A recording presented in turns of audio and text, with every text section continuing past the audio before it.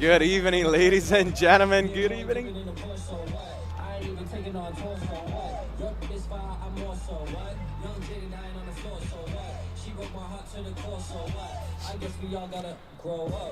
Good evening, ladies and gentlemen. Good evening, Colts fan. We are back here after 2 weeks and a half for the 5th round of the OCAA for the both teams.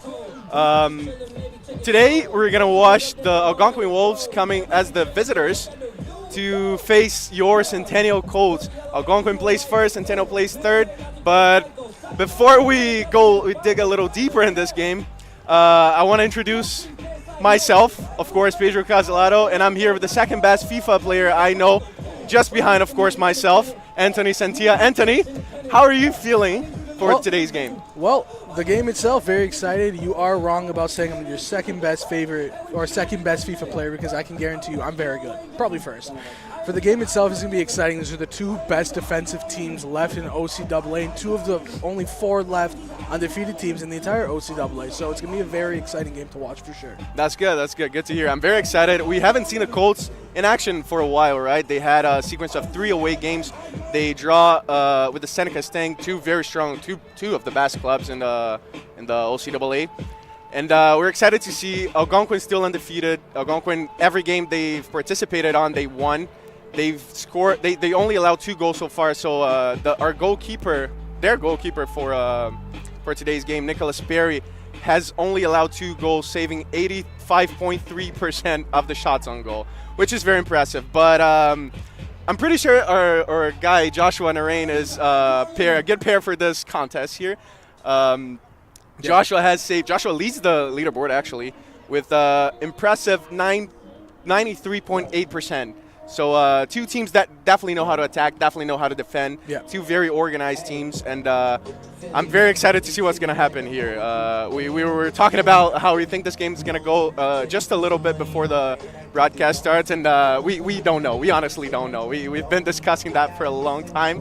But it's certainly a game that we're very excited to watch. Yeah, I think regardless, it's going to be a fun game for both fan bases to watch. But honestly, it's going to be a nerve-wracking one for them. I know. As Yeah, I'm like, it's cold right. I'm cold right now, but I just can't stop moving. I'm nervous. I'm not gonna put my sweater on because I'm not gonna start sweating. This game's gonna be crazy.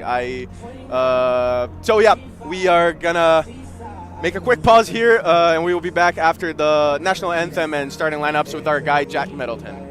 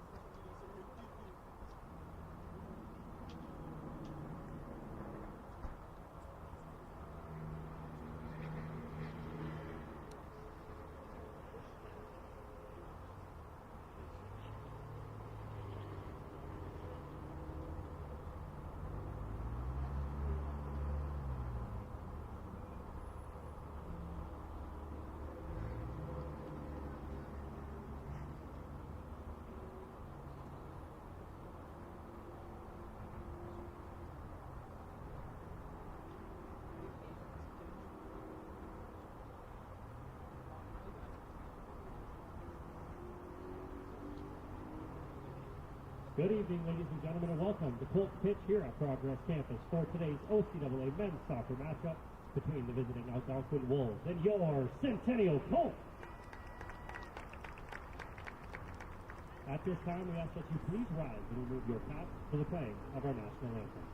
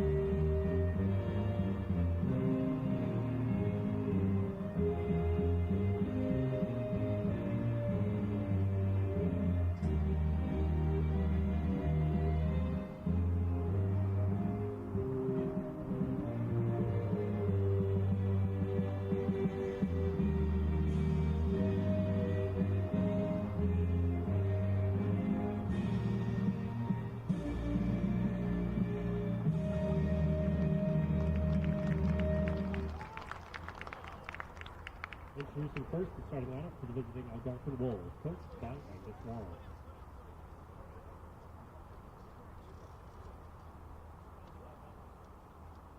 Number 3, Corinne Tosin. Number 5, Hamza El Karafi. Number 8, Alessandro Vivolo.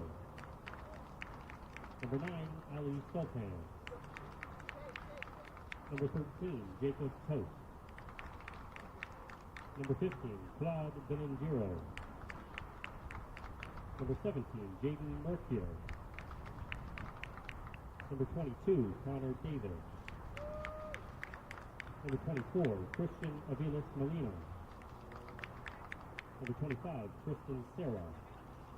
And in net for the Wolves, number 1, Nicholas Perry. And now the starting lineup for your Centennial Colts.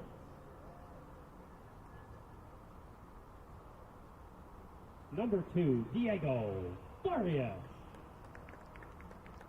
Number 7, Luke E. Hama. Number 8, Aziz Traore. Number 11, Shamir Akbar.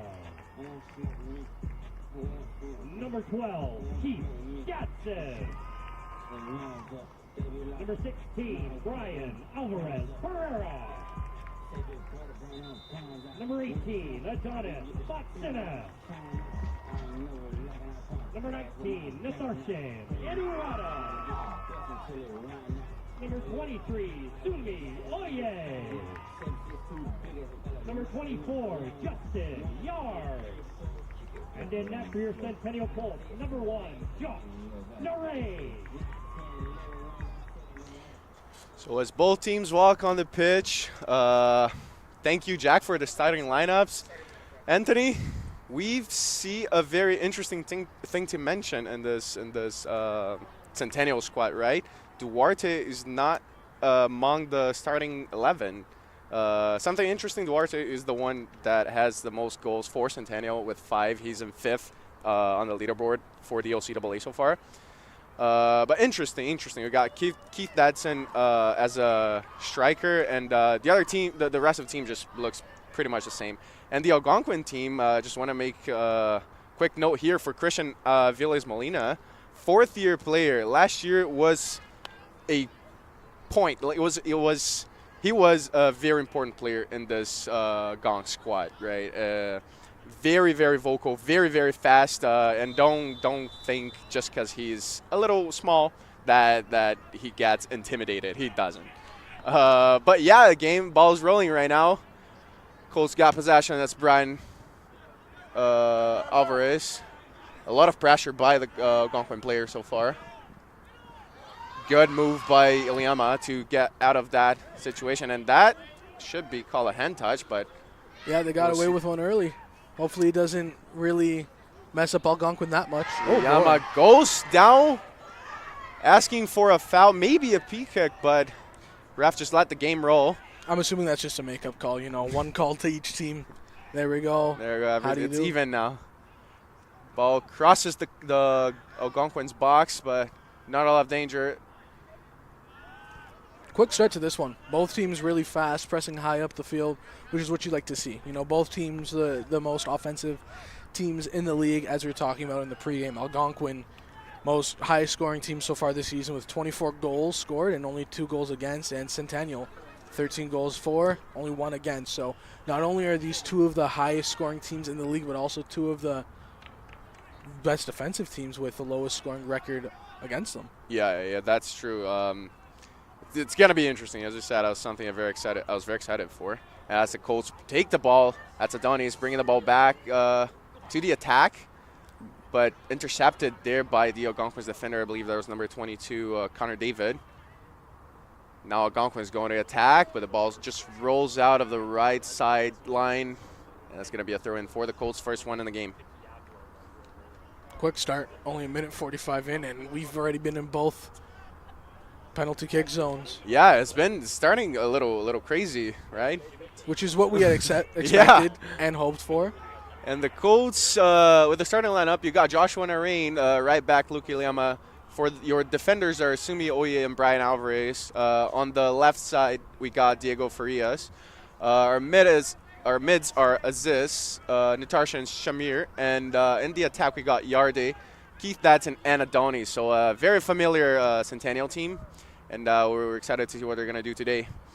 As Diego Farias, just great move there. What a cross, looking for Yarde. No, Shamir with the ball. Just slices it over the net, as that was a very early shot for Centennial. You don't want to be missing too many early, but wow, he really just got under that one. Okay, checking the replay, I just think there's something with the slice shot that makes everything looks prettier. Yeah, I guess. 100%. It's a really difficult shot. He didn't quite get the contact he was looking for, so the ball traveled a little too high, but good chance for the Colts so far, right? Very good chance. And this is the second time that they've already breached Algonquin's box. So they're going to be hoping to continue that one. As that's a great defensive play there, as Algonquin's just able to stay on the ball. Yeah, that's number 17 going on the left side. Has a chance for the cross. Sumi with him.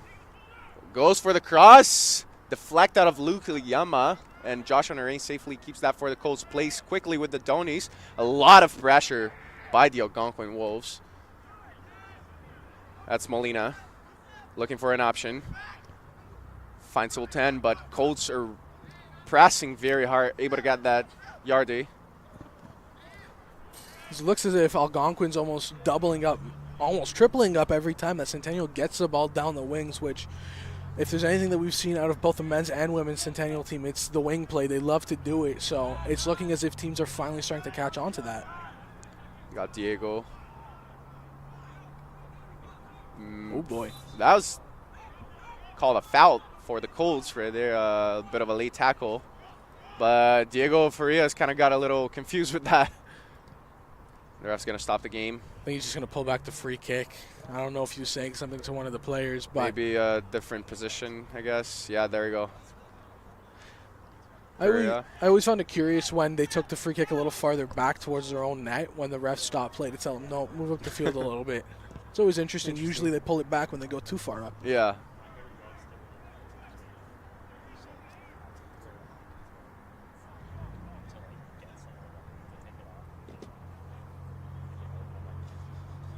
It's going to be a throw-in for the Algonquin Wolves.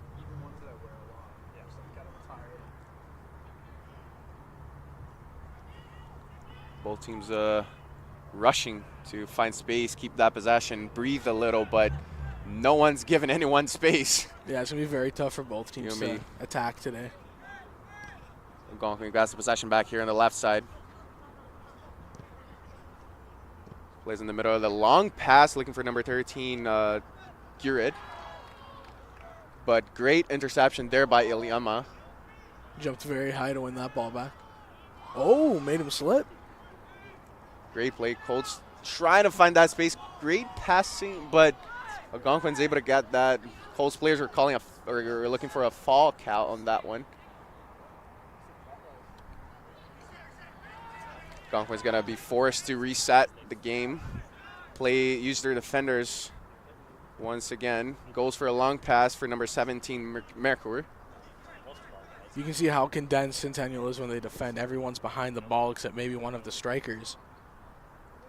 And Diego Farias able to get a touch on that one. Is going to roll out of bounds off the back line, I believe. It's a corner kick.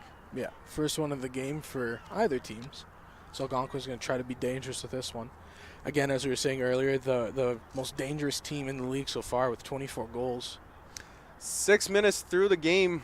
A lot of running, a lot of pressure from both teams, but not realistically any dangerous opportunity, I guess. Well, Centennial had that one that was just sliced over the net. Yeah, and that ball goes to the back. And what a clearance. As it was a little bit of an overhead acrobatic kick to clear it. Yeah, it's going to could very well be called a high foot right there.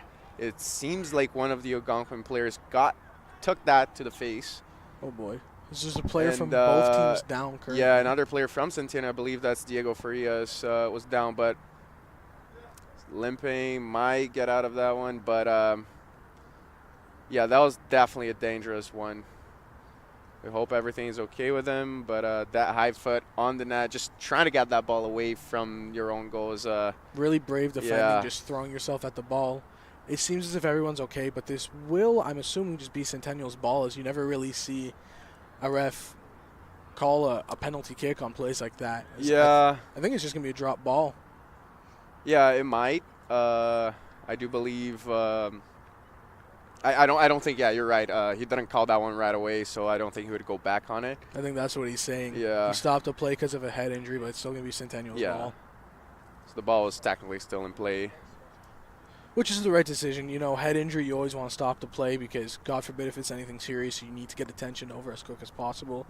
But it was a clearance by Centennial, so it should still be their possession. Unless if he's going to get Josh Narain to just clear it back to Algonquin, which would be very interesting for sure.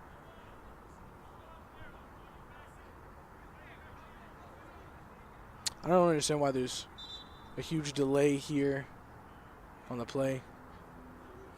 Well, and ball's back in game. Brian Alvarez goes for a long pass, looking for a yard. And so last touch from the Algonquin player, number 9, Sultan. So the Colts are going to throw that one back in.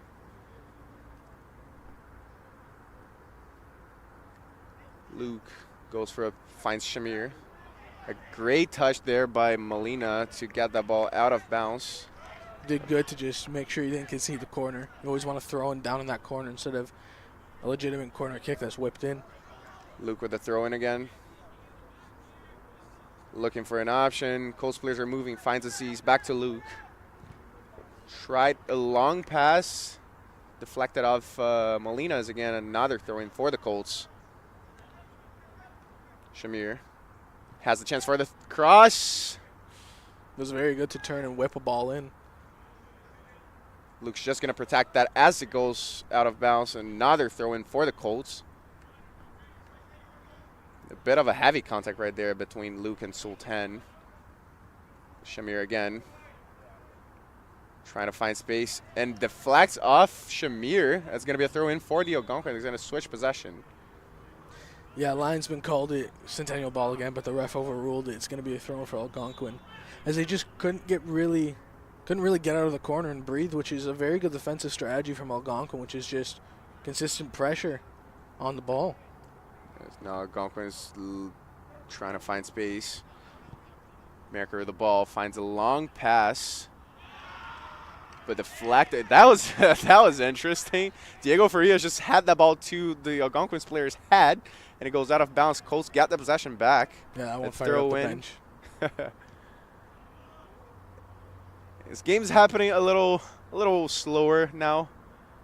Both teams, as you said, they're pressuring very, very hard, and it's hard to find space when that happens, right?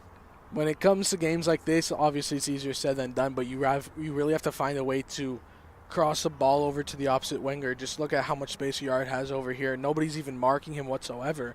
With the type of physical player he is, even if someone tries to run towards him, it's really a 50-50 if he's going to get through with the ball or not. So Centennial, when they have possession like this, they need to find a way to cross it as quick as possible. And Sumi wait to get that ball out of there. Luke try to keep possession, not able to.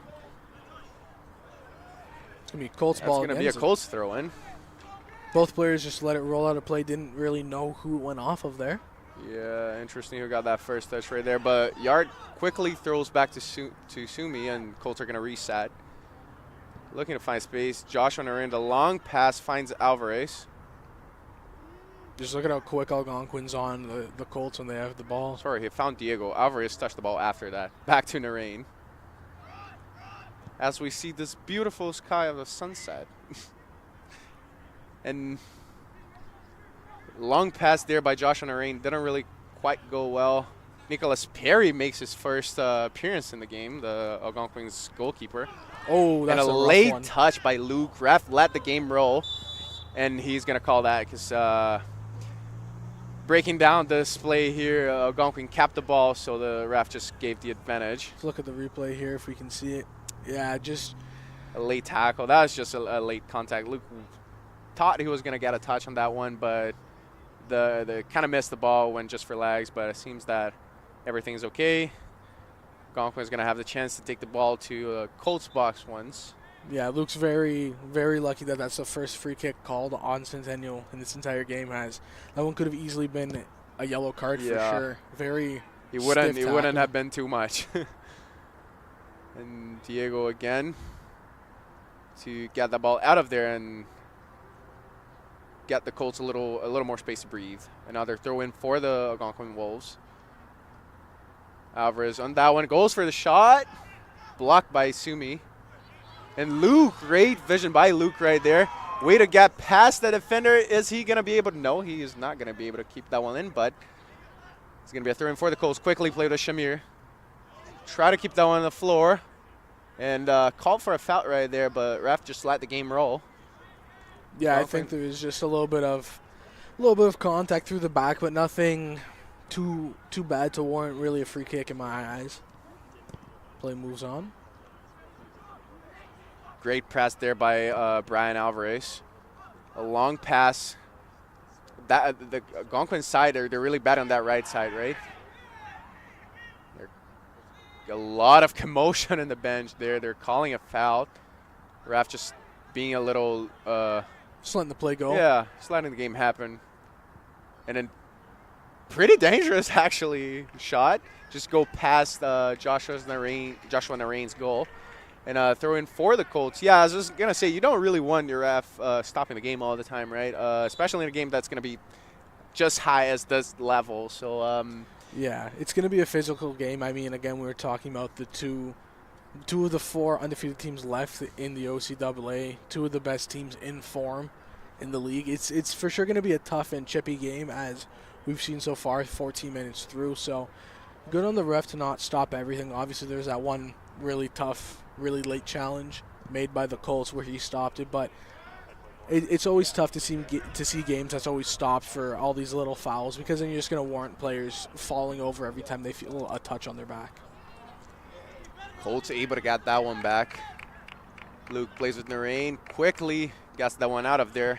Got the danger away from your own box, and Colts are going to have another throw in.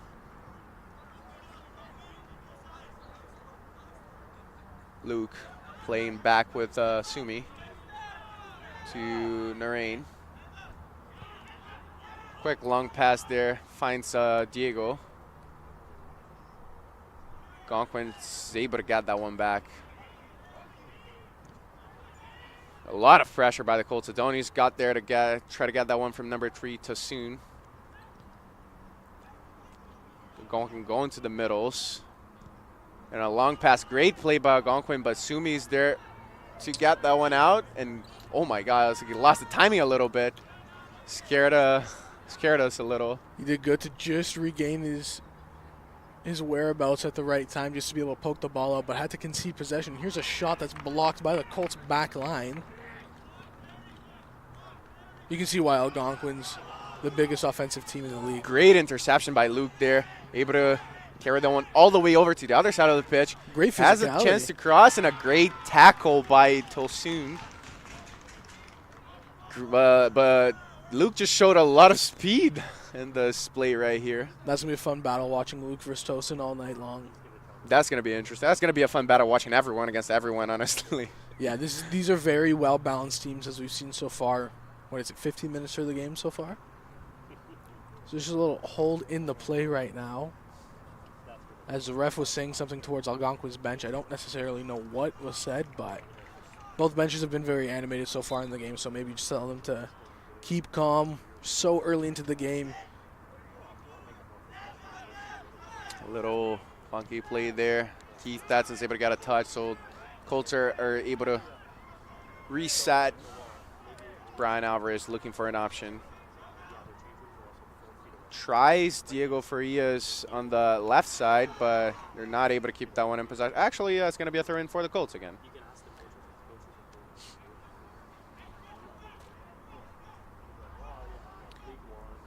Diego. You can see the way that Algonquin press off ball is they just throw the majority of the players on the field near whoever has the ball, if not at the player with the ball on that side of the field. They just try to overwhelm you with the pressure in hopes that nobody's going to try to lob balls over to the other side of the field. Yeah, that it's interesting though, because if you can't really do that for too long, right? We don't see a lot of teams that can apply pressure throughout the whole game. It's so we just very see taxing. Whenever there is an empty spot, whenever there is someone's tired and open that gap, that's going to be a ball in the box for the Colts. It's going to go back out. I don't know if it took a touch. It did, so it's going to be a throw-in for Centennial. That's their first corner of the game. Keith Datson's going to take that throw. Yeah, it's always tough to press consistently throughout the game, but that's why Centennial just have to be very assured in their possession and just hold off until they think that they find a pocket and try to utilize that. Yeah, he threw that one straight to the box, but Colts are not able to get a chance out of that. And a great defensive play there by number 22, David. It was a great battle from the two players. Yeah.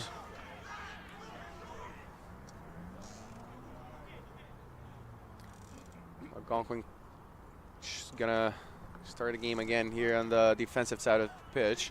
It's number 13, Gurick. David, and a foul call on David. Algonquin slowly taking the game towards the attacking side. Very patient. Kind of taking the football approach here, American football. Just yeah. slowly making it up the field, getting set for another play. I believe that's the third free kick called towards Algonquin already, or in Algonquin's favor. So you got to assume if there's a couple more in quick succession, Centennial's going to see the first caution of the game. Yeah, Josh Renee setting his block right there. It's a bit too far. Oh, yeah, block. My bad. Setting his, what is it? Wall. I knew it. That's okay. It still worked. Molina goes for the cross. David almost gets a touch on it.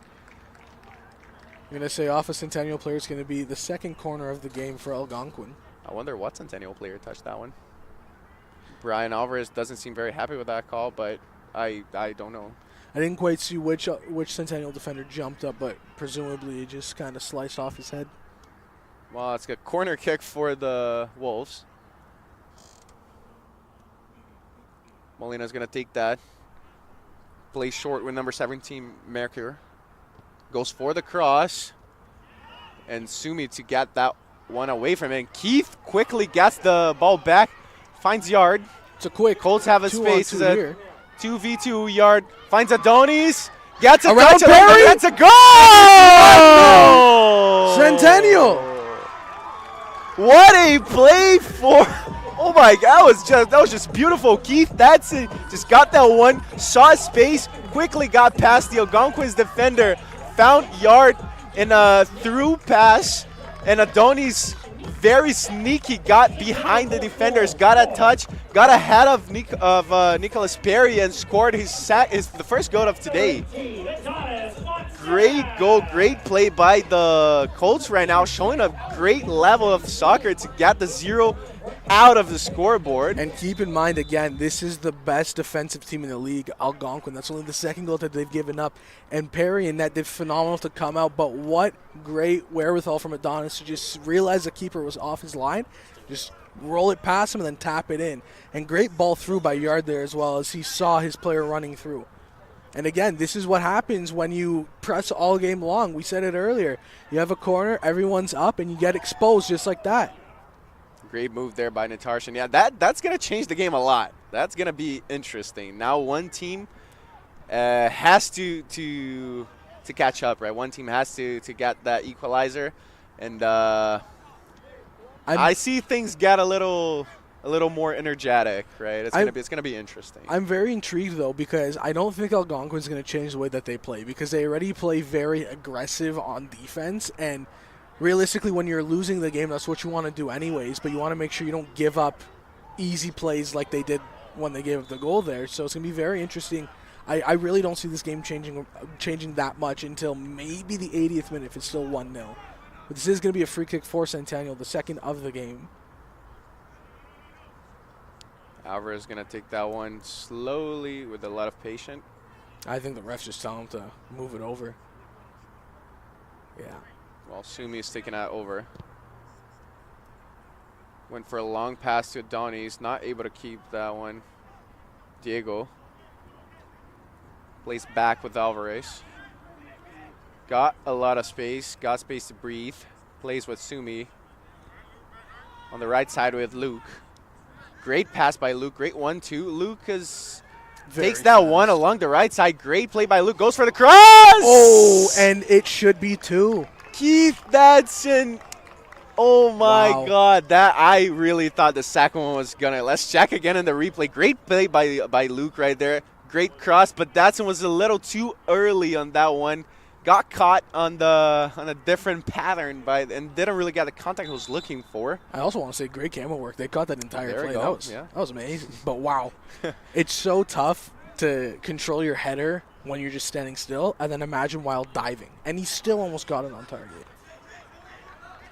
And Sultan not able to keep that one in play. Colts regaining the possession. Alvarez. Long pass for Diego. And a great hat trick. Is that how you call it, hat trick? No. No? Hat trick's when you score 3 in a game. How do you call when you kick the ball over someone's head? Yeah, just skill, you know. A Just little, a skill. little blue Well, fun fact, in Portuguese, the literal translation would be hat trick. Oh, really? Huh. So then what do you call it when someone gets 3 goals? Hat trick. I see how that gets a little confusing. Algonquin for the shot. Good block there by the Colts back line. As you can see, they're just throwing their bodies at the ball, which is really what you'd love to see in your defense. Cross goes past. And David with the ball in the Colts area. And a shot by Molina. And Luke to get the header before the Algonquin's player got that touch right there. But dangerous opportunity. David, Joshua Narine goes out of the goal. Offside. And that's called offside on David. Number 22, Connor David. This is only Algonquin's second time going down in a game. As their very first game that they had played, they were scored on first, but came back to win that game. 3-1 against George Brown. This is only the third goal that they've conceded. The second best defense behind Centennial, and Josh Narani's only given up 1. These are the best 2 goalies in the league, and you can already see why. Yeah, it only proves that. He's not able to get that header. Almost able to get the rebound of that one. Yeah, Perry quick off his line, so she'd love to see in a goalie. Algonquin's going to restart a game. It's number 3, Tosin, looking for an option, but foul called. Keith Datson's going to take the first yellow card of the day. Yeah, well, we said it was coming. Centennial giving up a lot of free kicks already early in this game, only 25 minutes in. It was going to happen for sure. Yeah, not very surprising. Not the biggest deal, too. Just got to make sure you're patient now. Keith Datson, one of the main players for the Colts, already ruled over the yellow card. And again, with OCAA, there's a consistent substitution, so depending on how his next couple of minutes goes, he might be sitting on the bench for a little bit. Just take it easy. Don't want to be back in the ref's pocket.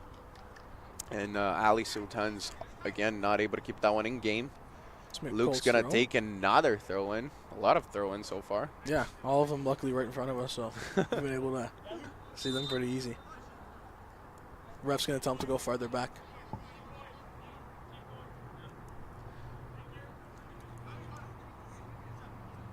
Luke's looking for an option. Finds Shamir to Yard. Back to Shamir. Quick passes. Luke, great skill, great play by the Colts right there. Yard's able to keep that one in game. They did finds Shamir. Very well together. Shamir back to Yard. But a great touch there by number 8, Vivolo, to stop that attacking opportunity. Great play by the Colts, though. Very, very quick 1-2 passes to get away from danger and quickly take the ball to the attacking side that we want to see, right? Very fluid. I think Algonquin got very lucky on that defensive play there, because if he didn't touch the ball, Yard did get tripped in the box, it would have been a penalty kick. Diego gets that header, not able to get that one out of bounds though. Algonquin with the first dangerous opportunity, but that's ruled out of bounds off the back line, and Joshua Noreen is going to get another goal kick. But yeah, you're right. I believe if that ball also, Shamir didn't really get a great contact in that pass, that ball could have been a little more through forward, I guess. Yeah. Yard did very well, though. Just unfortunately wasn't able to get that one crucial touch to really set him towards the net off that play. But again, as you were saying, it was incredible to get them out of that little area, the multiple 1-2s to get around Algonquin. Sultan with the header. David, number 13, Gurick gets that touch. And Yard gets that one out of bounds. That's in the parking lot now, Hopefully it didn't hit Leo.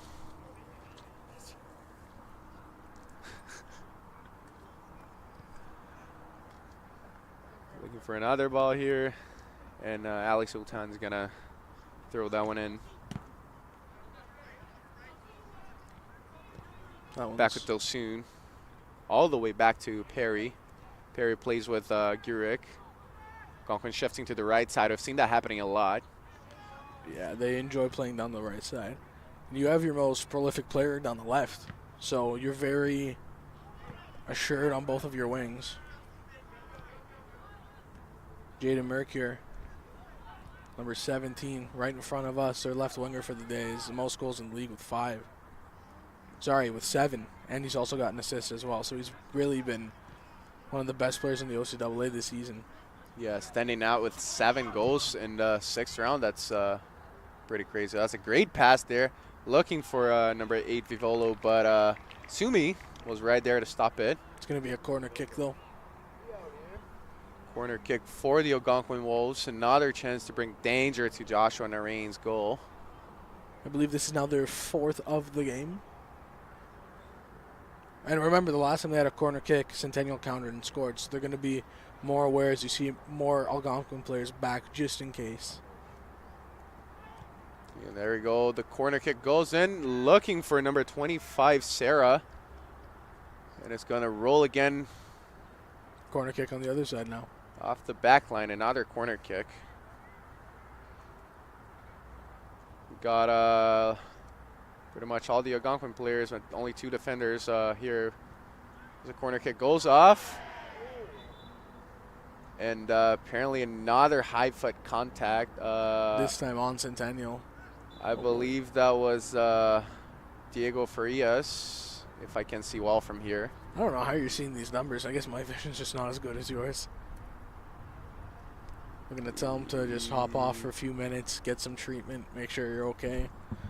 So I'm interested to see if Centennial's going to play with 10 men for a little while or if someone's going to sub in for him. Josh Lorraine ready to take that free kick. As, the ref just told them to hurry up a little bit, let the game roll.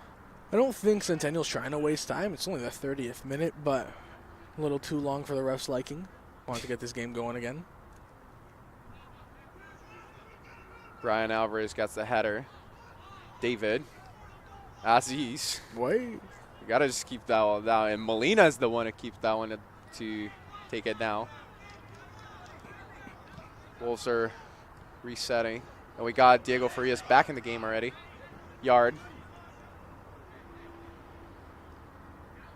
Resets with Alvarez. Yard. On the left side with Diego. Looking for an option. Long pass looking for Yard again. But Perry's going to take that one easily to start the attacking run for the Algonquin Wolves. Looks like Centennial are okay right now with Algonquin having the possession, just trying to make sure their defense is solid and not letting them through. And even if they are very assured in Josh Narain in net. Molina plays back with Gurick. I'm very intrigued to see. Oh, intercepted by Yard, but not able to keep possession. Sumi is going to take that one for the Colts. Shamir. Great move by Shamir. Plays with Natarshan on the left side with Diego Farias. Diego looking for an option, slows down, plays back with Alvarez. Aziz. Great move by Aziz there. Gets a weight of pressure. Finds Luke Iliyama on the right side. Yard. Back to Aziz. A lot of patience. Aziz try to find Shamir in an offensive play right there. Not able to. And misses. It seems like Davis tapped on. Let's check again in the replay. I think he did just clip the back of his foot. Yeah. That was a great little piece of skill there. But that was a free kick. Yeah. It's a right call. Yeah, trailing foot just clipped him. All good. No harm, no foul, no cards, no worries. As I was going to say earlier before the huge build-up by Centennial, I'm intrigued to see. Oh, well, that's what I was saying. There we go. Shamir, great play by Shamir. Gets away with that tackle and gets away with another tackle. Taking the ball along the right side, but number 13, Gurick, is able to stop that one. You can tell it's just starting to frustrate Algonquin when he dribbles through because he just goes side to side, evades a bunch of tackles. But as I was going to say earlier twice now, I'm very intrigued to see when Duarte is going to come on, as that is really the magic man for this Centennial team. And he hasn't featured today yet, hasn't started, but we're assuming he's going to come on at some point. Oh, boy. That's the second time our Caravans almost got hit with the ball. Colts, a lot of patience to take that throw in. As I was saying, as you were saying, right, actually, just to make a point on that, I was talking to Keith Dadson about Shamir. I was impressed the first time I saw him that he is he moves very smoothly through the other players, right? It's pretty nice to see. And Keith said that and the LCAA players don't really let that happen, right? They will stop you if they want. And but Shamir is being very successful in those. Yeah. Molina. Because what I think it is usually in soccer when you're dribbling, the player usually – that's a great pickoff there by Interception Yard. there by Yard. Oh, that's And a rough tackle. Tough tackle. Caught the ball really well, but Yeah, still went really strong. That could have been called a foul. I don't think so. That was all ball for sure. It just unfortunately he went through the ball and him, but that was a clean play. As We'll see it again. Yeah, he caught the ball. You know what? I honestly, looking at it again, I think that could have been a free kick because he did get the ball, but he also went completely through the player. Yeah, that's what I'm saying. There are times that you only get contact on the ball, but you go a little too hard, right? You go looking to get a foul. But that could have been a free kick in my eyes. Could have even been a yellow card. That was a very rough tackle as from our vantage point, we're right where the ball would have been placed. So it did look like originally he just went through the ball, which again he did. He got balled, but sometimes if you still completely go through the player, it's still going to be a free kick. So I think that's one where the ref, if he could, would pull it back and give it as a free kick. It's a tricky one, right? Because at the same time that he went through Donnie's, he also it was a clean contact in a way, right? And speaking of him, I think Duarte is getting ready to come on now. Yeah, Donnie's still on the floor. Maybe Duarte is going to be the one to sub in for him. I would assume so. It would only make sense. Well, he's back up, thankfully. Looks like he's walking out. Just a little gingerly. They're going to, get him off the field. Both teams walking back to the pitch. Yeah, still a rough tackle, even though it was, as you said, free kick. Free kick. He did get the ball, but probably should have still been pulled back for It's a a tricky kick. one. It's also getting dark, not summer anymore. It's already too late to be sunny out. Yeah. So maybe the ref didn't catch that. And a quick throw in. Alvarez just going to let that one roll out of bounds. Great defense there. Joshua Narain's going to get another goal kick. So Centennial's currently playing with 10 men right now. Seems like Duarte's coming in for Keith, actually. Donnie's back, back in the game. And Duarte's subbing in for Keith Dadson. Just the first sub of the game for either team. As here's Centennial's Magic Man, as we were saying, we were talking about Algonquin's guy, Jaden McCure, but this is Centennial's, Duarte. Yeah, Duarte Ventura Oliveira. So With now, 5 goals in the league, leading the Centennial player with the most goals and 5th in the LCAA. yeah, so you have 2 of some of the most prolific strikers in the league now on the field. Plus, he also scored a wicked free kick in their last home game. Yes. Very dedicated player to his team. Always fights till the last second of the game. Aziz called. There was a call foul in favor of the Colts. Narain goes for a long pass, looking for Duarte. Duarte gets a touch on that, but it's going to roll out of bounds. Going to be a throw in for the Algonquin Wolves. Duarte, only 5'9", still able to get up there and still get a touch on that long ball. Sumi boy. clears that out.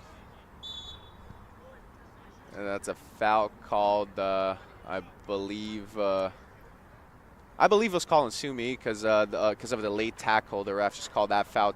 Maybe he was waiting to see if there was some sort of advantage, but yeah, I don't think he touched him though. The Algonquin player just slipped in front of him. There was no contact. He just looked like he was clearing the ball just because there's a player coming towards him. Interesting call for sure by the ref, but Centennial will take it for sure. Great play there by Adonis. Quickly finds Duarte on the right side. Lukey comes here to help. Duarte goes for the dribble. Wow. Great play by Duarte there, Adonis. Try to pass to Luke, but intercepted there by number 13, Girick. We've seen this all day, or all evening, I guess, so far by Algonquin. Whenever Centennial's jogging down the wing, they tend to double up with the left back and winger of whichever side to help out the defenseman there. As they tried it again against Duarte, we just got too quick of feet. Duarte tried to keep that one for the Colts, but Molina, great play there by Luke, but Molina takes that one out of the play. It's going to be a throw in for the Colts.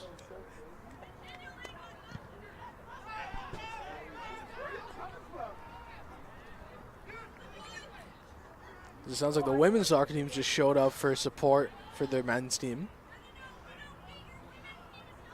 Yeah, we heard a bit of noise. I got a little distracted there. That's a great long pass. And a great play there by Luke to keep that one, to stop that attacking opportunity. Great physicality there. And Sumi's just going to take that one, try to keep that one inbounds, but it's going to be a corner kick for the Algonquin. McHugh did phenomenal for Algonquin, as we've been saying. This is their guy. If there's one person that can pull a rabbit out of a hat, it's him for Algonquin, and they just launched the ball at him. They said, you do you. Molina is taking the corner kick for the Wolves.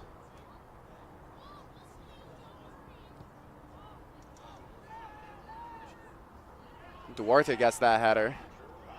Adonis fights for possession. A great touch by Adonis. Finds Yard. Yard takes the ball along the right side. Goes for it a 1v1. Tried a long pass. Adonis finds Diego Farias on the left side. Colts are forced to shift that game to the left. Farias with a cross. Intercepted there by Sultan. Cleared that out, and Brian is going to restart the game for the Colts here on the defensive side of the pitch. So I would like to clarify something. Please earlier. do it. The cheering we heard in the background, we said was Centennial's women's team. It's not. It's Algonquins. They showed up to cheer on the men. Very interesting. We have our parking lot directly behind us, so we just kind of heard some shouting. We also have Centennial's women's team here in attendance, so got a little chippy behind us. Interesting. It's not going to be the only rival team that we see today is not only the men's team. This is going to be a yellow card towards the Colts, the second one of the game. Yes, he's went through the back. It's a foul. I don't know if that is necessarily enough to be a yellow card. Yeah, I would argue in favor of that too. That yellow card was a little questionable, but that was definitely a foul. I would assume it's just because of the positioning of where it was. There was a potential shot. Yeah, maybe, potential shot. He was running in fast. Yeah. So I get it. I could see both sides, but definitely more on the soft side for me. But hey, when you're a ref, you got to make some tough calls for sure. It's not easy to be a ref, right? Nah, especially when you got fans and you make a call towards the away team. It could be tough. I've seen videos like in Europe where refs get run off the field, and I couldn't do it. Things go really crazy in Europe. That's for sure. For the ball, we got number 13, Gurick. Goes for the shot, and underneath the wall. Cheeky. Joshua Narain takes that one safely, but a great shot, very powerful. Maybe a bit too far to do that, but that's Adonis taking the ball on the left side. Interesting that they put their left back on it. Last left back I saw take a free kick was Marcelo. There we go. Natarshan. Nice little nutmeg there. Centennial starting to get a little fancy with it now. Duarte to Luke. Back to Duarte. Finds Shamir. Shamir takes the ball along the right side. Just slows down. Finds Aziz. Aziz on the left side to Diego. Diego goes for the cross. Duarte tries to get a contact. He can jump high. That is the second time he's jumped very high for a ball. All the way to the third floor to get that one. Yeah, who needs an elevator if you can just jump? Perry has released that ball. The ball is in play. Looking for an option. Algonquin looked to build out from the back. Yard. That's Gurick with the ball. Passes it back to Molina. They did very well to keep the ball there. To Molina. Again, very fast player, very intense player. Not just for that, he is the Algonquin's captain. And a dangerous chance here. Mecker goes for the shot. Didn't get the curve he was looking for. Well, he wanted number 8. That's for sure. But you can see just the magic that are in his feet as he was able to just run through multiple Colts players and was still able to get a shot off, maybe just potentially off balance, but he smoked that one. I think he went for a right spin on that one, but potentially a field goal. Wrong type of football, though.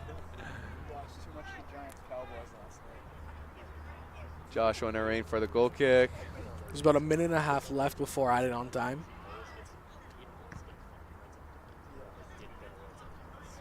Duarte. Just so Goes, skillful. takes the ball along the right side. And a great tackle there. Great touch by Sultan, but the ball's going to roll out of bounds off the back line. You could tell he just didn't want any of that. Just get it out. We'll concede the corner. Corner kick for the Colts. It's not going to be Duarte crossing it in, as it's the first one that they've had since he subbed in. Duarte, left foot on the ball. Ooh, Alvarez was going to get that one, but it was cleared out by the Algonquin's defenders. Adonis try to find Alvarez on that one. And Diego Faria safely has that one back to Joshua Narain. Yeah, he had McCure sprinting behind him. Definitely didn't want to be unsure in possession and lose it there with literally the most lethal striker in the league behind you. Duarte. Luke. Yard. Yeah, I don't think he realized that there's a player right behind him, just kind of spun into him. That's David looking for an option. I'm curious to see how much added on time there is, because there has been a couple of injuries plus a goal, a few substitutions. I would say, yeah, about 3-4 minutes potentially. I'd probably go 2, maybe 3. The good ball in for Soon McCure as to he get there. stays McCure is forward. able to keep that one. Goes for the cross. It's hits off the post and twice. again! It is off both posts and somehow stays out. Josh Narain's best friends just bailed him out not once but twice. An unbelievable chance. Check again in the replay. Both posts. Great job by Merker. But oh my God. Trish That woke me up for sure. Now the first one, okay, I understand because you got the back curve on it, but Tristan Serra literally had an empty net and he still hit the post. Like at that point, it is harder to hit the post than it is to score. I mean, yeah. That is, he would love to have that one back. You're not going to have any easier ones than that. Luke finds I try to find Duarte in a through pass. Another chance to the Algonquin Wolves to redeem themselves as Merker Centennial's hoping that the half ends as soon as possible because goes for the cross, and Joshua Narain gets that one. Yeah, at this point, when that happens to you, if you're a Colts defender, that's you need a halftime now because that was very intense from Algonquin and McCure himself. You want to keep your lead intact going into half. That was insane, very wild. It should definitely be 1-1 right now. Molina finds Sultan, but it's going to be a free kick given up by Duarte. As you can tell, it's just, we're going to stop your attack. Very lucky that he got away with that yellow card because those are the ones that you do on purpose to just halt play. Usually gets carded. Duarte has that one away from it.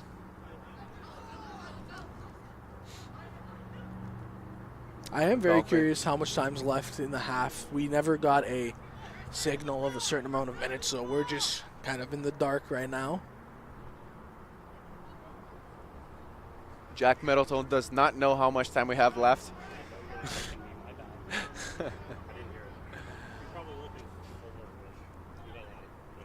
A great long pass there. Try to find Shamir, but Perry got a hand on it. Just decided to punch that one behind the player.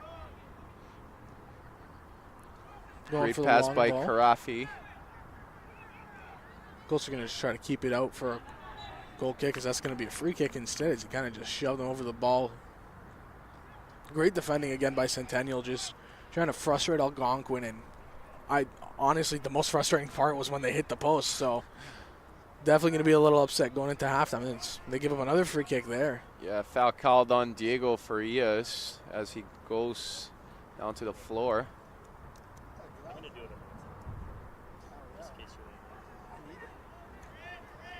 Alvarez. Centennial patiently playing the ball on their back line. And that's halftime. What a energetic end of halftime, end of first half, right? That back-to-back balls on the post, that it was just insane. That's something we don't see every day. Overall, great first half, though. I believe a very high-level game, as we were expecting. Yeah. A lot of pressure. Colts got a chance, didn't really waste it, and got ahead on the scoreboard. Got a couple more chances, but we're not able to capitalize out of that. So, right, that game's definitely not decided for sure. It's there's definitely going to be more goals. I for sure, more goals in the second half. Yeah, we're probably not stopping here. No. It's going to be very interesting second half, too, as we got a lot of fouls called on the end of the first half as well. Right at the end, yeah. Both teams, especially Algonquin, after the 2 hit posts, you can tell very frustrated, as anyone would be, and I don't blame them for that, but they better just keep it in check, because if you're going to go and foul Centennial multiple times, either you're going to frustrate Centennial or you're going to get carded as well. Yeah. Because right now there's only been 2 yellow cards, both to yellow Centennial. So I could almost bet my house, like all the money I have in my bank account, on that Algonquin's getting the next card. All right, that's something we can think about. But as we got to the halftime break, we're going to take a 15-minute break, and we'll be back in a bit for the second half. This game has been electric, and I'm really excited to see it. We'll tune back in right in a few.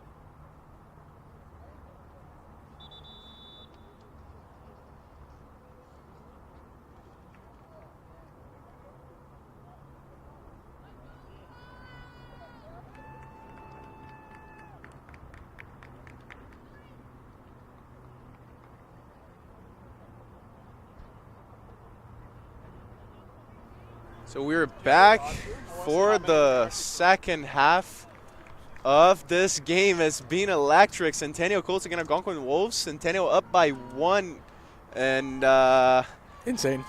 I was trying to think about what to say in the halftime, right? I just don't know. It's being crazy. Literally, the only word I can think of is insane. So as we are about to start the second half, both teams very balanced. Both teams really similar. That's the one thing I noticed. Both teams attacking very strongly. Both teams defending very aggressively as well. Yeah. Neither team wants to have the ball in their half. Molina, great play there. Pressure by 3 of the Colts players. Keith Datsun back in the field, trying to get that one back for the Colts. Yeah, Centennial just trying to pick it up at the edge of Algonquin's box. You know, the farther up the field you got to pick it up, the less amount of space you got to make up on offense. Molina carries that ball through the middle of the pitch, finds a player, I believe that's Mercure. Cuts to the right, great play, goes for the shot, but Sumi was right there to block that one. And Tarshan's going to take that rebound. You'd assume the majority of Algonquin's play now is going to go through Mercure. Great tackle. That is a unfortunate call towards Centennial, maybe just because he went in too hot, but that was all ball. There was no contact on that one. So much there to was the point, no contact. The Algonquin player jumped over him, so he didn't touch him. Okay, my take on that play is that the Algonquin player rolled the ball back to his defender, and I believe that was Diego who just like tackled through, but no contact. Yeah, I'm assuming it's just because the Colts players went in hot for the ball, but I don't know. That was a very interesting one for sure. I don't know if I would call it a foul, but and we got a throw in for the Wolves. Molina try to cross, not able to complete that one. Or the Tarshan clears that out. Diego try to get that header. Game's starting to get a little chippy now as both teams are using just a little more force in these challenges. Tarshan tried a long pass, looking for Shamir right there in a through pass, but not able to keep that one in bounds. Going to be a throw in. Another one for the Wolves.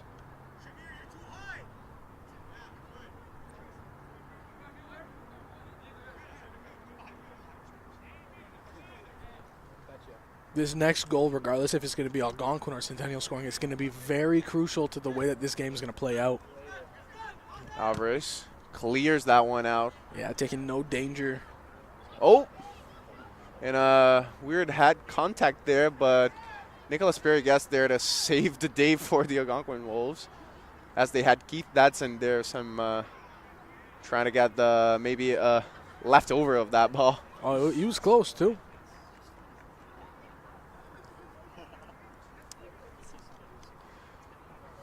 Luke gets a contact, kicks the ball, and the ball goes out of bounds off the Algonquin player.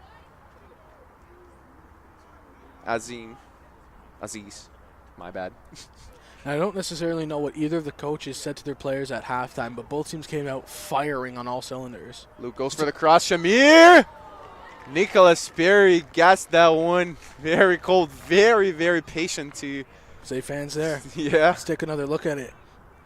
Great cross there by Luke.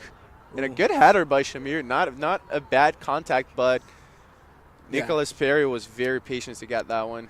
Very assured handling there of the ball. Algonquin's looking for a chance. A long pass. Probably going to Merker, but intercepted by Luke. Duarte gets a contact on that ball, and that's a throw in for the Wolves. Sorry.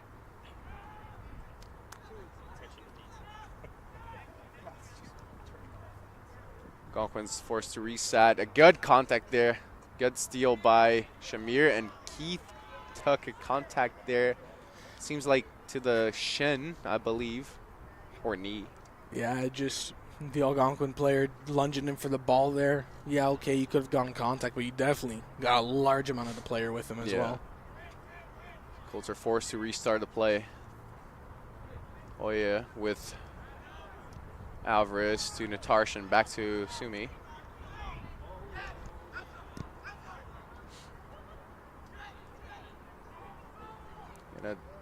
Oh, boy. Good steal there by Aziz. Goals players just kind of running into each other there. That's a great And little a touch. great touch by Adonis Shamir. Taking the ball. And a good touch by Molina. That was, honestly, I have to say that was a great tackle. Great tackle. Algonquin, we can see why they're one of the best defensive teams in the league, as they're just tackling everything phenomenally. And as I say that, free kick for a tackle. But that's besides the point. As we look at this one again, just immaculate. Gets none of the player, but all of the ball. Forcing the Colts back.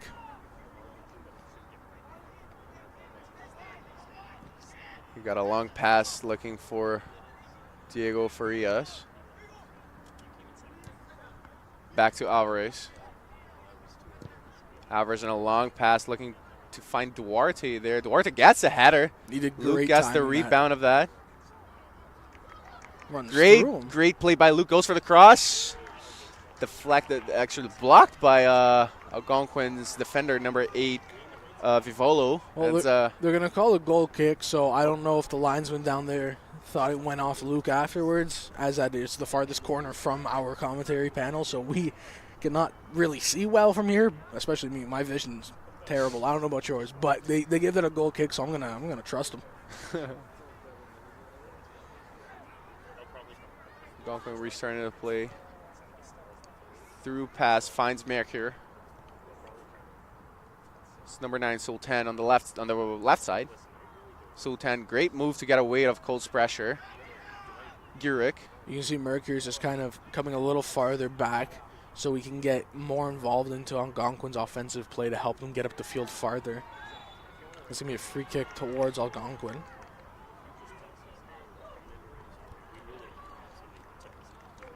You can already see the amount of fouls are starting to ramp up now as both teams came into the half more physical. 7 minutes through. I'm shocked that there hasn't been a card yet. All the Colts players in the box right now except for Adonis. Maybe a one-man wall Duarte. Everything you need.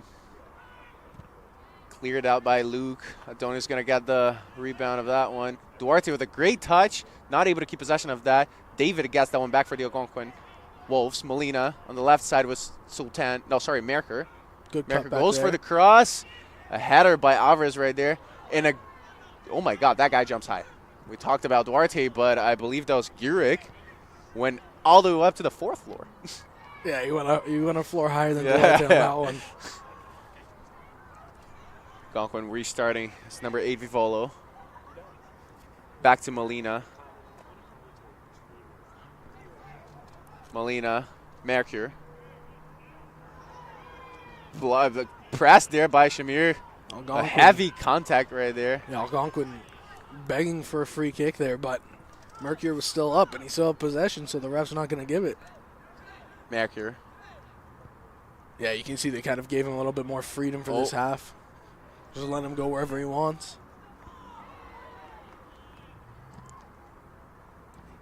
Farias. Shamir almost gets the rebound. It's going to go roll out of bounds as a throw-in for the Centennial Colts. A lot of communication on the Algonquin's defensive line. Yeah, everyone's just trying to get a little more fired up now as we are in the second half. Keith not able to secure that for the Colts. Yeah, Gurick's going to restart it. Vivolo. That was great defending. Vivolo for the long pass, looking for maybe a leftover. And Joshua Narain with a lot of personality to guess that one. That long pass was a little too long. Well, you saw Keith up, but as he was backtracking, his foot just got caught in the turf and he just fell backwards. I don't necessarily know what's going on now. I think the ref just wants to be in a better position to... Apparently gotten fresh legs coming in. Cannot quite see from here. Jack, if you know who that is, please let me know. Jack or Zach, as we got. Yeah. We got 2 players.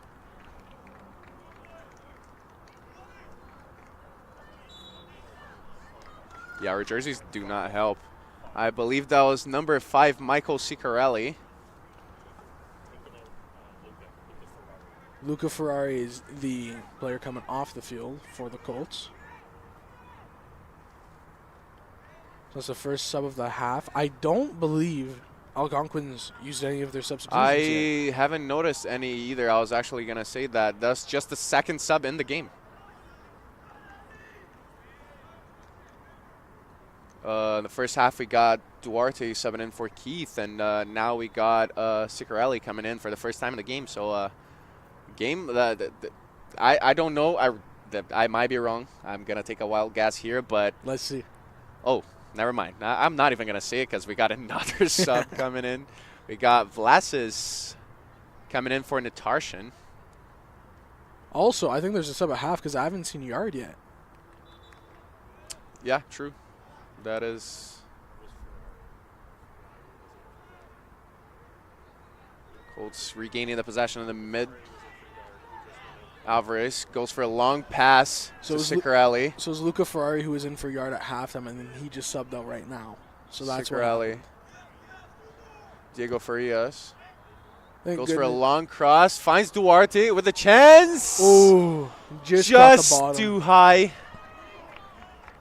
I think he was just shocked because there's an Algonquin defender in front of him who just fell over. I don't know if he's looking for a call or whatever, but it just kind of fell onto Duarte's foot. foot. Replay here. Yeah, it just kind of just fell onto his foot. He didn't really know what to do with it. He just shot it. Perry gets the short goal kick.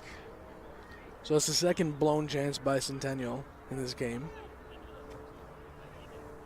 Yeah, those are usually the ones that will make the difference towards the end. And especially with a player like Duarte, who's like such a venomous attacker for Centennial, you would hope that he'd be able to bury that chance there. But it's okay. As of right now, the Colts still have the lead, but he's going to pray that they're not looking back and kicking themselves over that one. It's a long pass from Vivolo, looking to make a play out of the left side right there. Wolves are able to keep that possession. Try to maybe a shot or a long pass, and that's some great physicality by the Colts back line. They're just holding off the Algonquin Wolves. It's going to be a goal kick for Josh. Just stopped Algonquin's number 5 El Karafi as that ball rolled out of bounds. Ref goes talk to Farias a little bit. Probably tell him just take it easy. Got a little too energetic on that celebration, I believe. I don't even know if that was a celebration or he was just trying to, like... I think he was pumped just up after angry. that one. Yeah. A little hard to tell, but the ref just told him to take a little easier. The good thing, though, was it didn't seem as if it was intended towards the Algonquin player, but just hyped up in nature. And a great tackle there, clearing the danger out by Tassoon. It's going to be a throw for Centennial. Ciccarelli almost got a touch on that one. That would have been a very, very dangerous opportunity. Yeah, very needed clearance there by Algonquins. That would have been in a dangerous. That would have been a run in a very dangerous area for Centennial.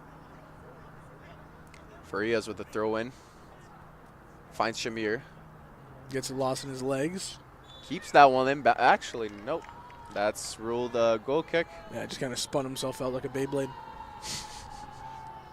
That's a great analogy. Yeah, I loved it. Hey, that was off the top of the head, too. Algonquin going on the left side.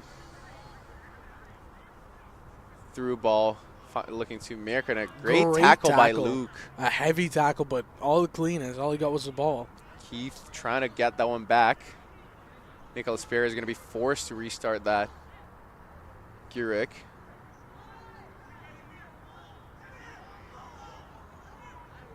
Looking for an option, finds no one, able to take that ball up to the pitch.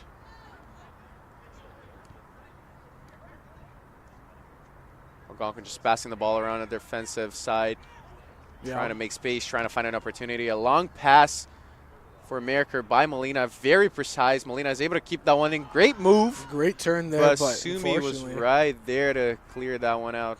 Algonquin's trying to be very calculated with their passes, doesn't want to have any wasted whatsoever.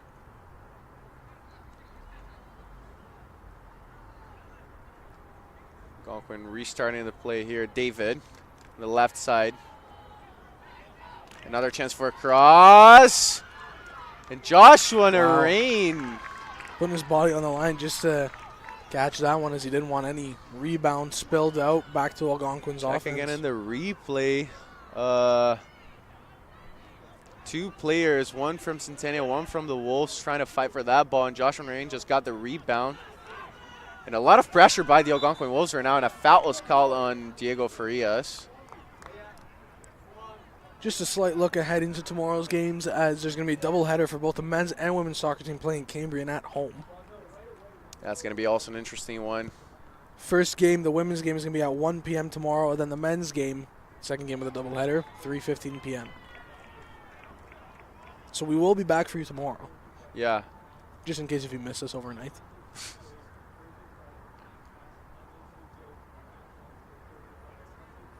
And as Keith goes to the ground, as a foul call, Duarte is going to take that one a bit too far for a shot, but Well, not too far for a cross. It's Duarte, so we know We've seen that happening before. That is true.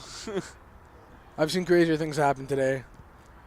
He goes for the cross. Luke, and cleared out by Perry. Yeah, he parried that one out. Lovely. That's going to be a throw-in for the Colts. Yeah, there's some crowd members in the way, but yeah, he's got it in his hand. So he's going to go for a long throw, try to launch it right into the box. That's Ciccarelli with the ball. Short toss to Shamir. It's going to be another free kick for us. And I heard that tackle. I think it was more of the Algonquin player falling, but just taking the Colts player down with him as he fell away from him. He went with a lot of speed to that to apply that pressure. I think he got a little lost on his timing, when to stop, and then I think just a foul call. The Colts pitch today has been a little tough for the players to run on, as we've seen many players slip and kind of trip over their own legs. So hopefully that's nothing too bad of an issue, but we see here Centennial scheming again for another free kick cross, which is in a great position. Good for Duarte's left foot, but Shamir takes it. Cleared out by Molina. Duarte is going to be forced to play that back with Luke. Well, he's lucky because Mercure is literally the last person on Algonquin you want on a breakaway. Divola gets that one back. Gurick plays with Mercure. Sorry, that was Soul 10. Algonquin taking the ball along the left side. Offside. Well, Algonquin was just going to let it run, as they knew it was offside. It's just going to be a goal kick instead. Yeah, David, he was just standing there offside and maybe waiting to receive that ball, but I don't know, a little miscommunication on the Algonquin side. Either way, Josh Rain's going to get us restarted. No one's going for that short one. Seems like Josh is going to boot that one out of there. Keith gets that header. Ciccarelli not able to get the front on that one. Intercepted by number 15, Bilangiro. It's going to be a free kick for Algonquin. Great defending there as well by them. Played with Perry. Switched over to the other side.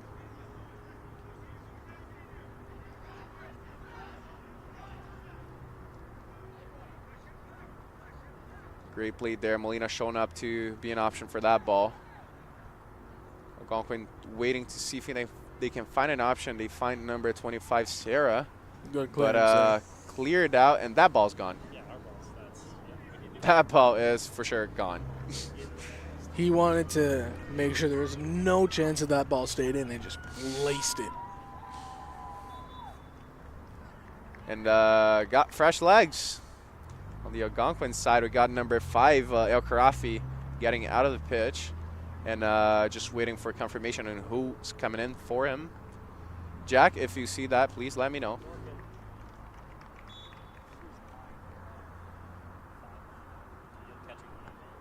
Once it turns around, number 16. Number 16, Dalen Camus. I hope. Como. Yeah, thank you. And there goes his first appearance. Able to keep that one in play. Looking for a cross. Great play there. That was very good to keep possession there. Shamir got a hat on that one. It was a great little 1-2. Very improvised by Centennial, but they're going to try to attack here. Great defensive play there by Billingero. Able to force Keith to get back. Got a throw in for the Wolves. Como tried to take it quick. Ref said, too far up. Move back. Billingero plays with Tosun in the back here. Perry participating on the defensive line.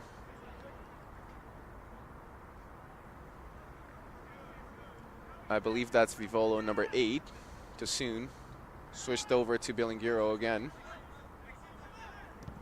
In the middle, not able to complete that pass. Diego Faria is going to regain that for the Colts. Does well there. Just a lot of pressure, and Farias, the strong contact there, goes to the ground. Instant free kick given up by Como right after he gets subbed on. He's lucky that he just got subbed on. So that was his first contact, because that was a very hard shove in the back. Yeah. Could have easily been a card if he was on the majority of the game. Alvarez taking that one. Play short with Farias. Aziz switched over to Luke. Finds Duarte. Carrying the ball through the middle. Shamir. Great play. Shamir has the chance for the shot. Duarte! And it is 2-0 Centennial as it's Duarte.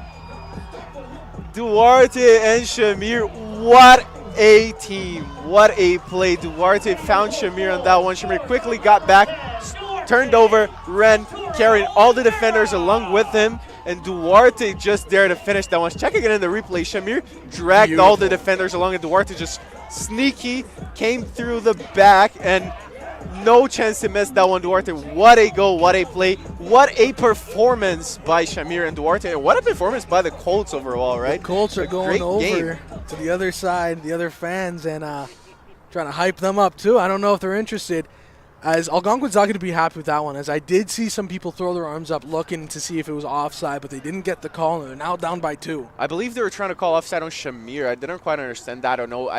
Again, we cannot quite see it from here, but it didn't really seem like Shamir was close to be offside here.